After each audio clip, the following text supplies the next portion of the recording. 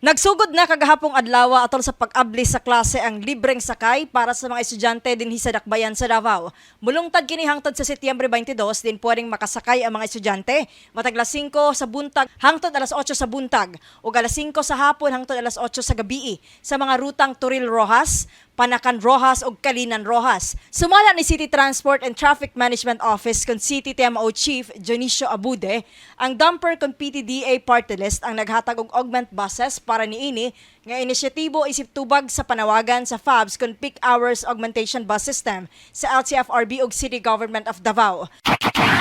Kung saan nila pag-identify sa kong estudyante. So, ang katong konduktor, mangayo lang sila o kanang kuan gyud katong either enrollment kuan documents or katong ID sa eskwelahan. Mato ni Abude, nagpadayon usab ang libreng sakay sa Office of the Vice President. Samtang niarangkada niatong Agosto 16, ang PUBS aron mo alibyo sa kakulangon sa masakyang public utility vehicles dinhi sa Dakbayan. Kasama mo sa balita ug serbisyo publiko.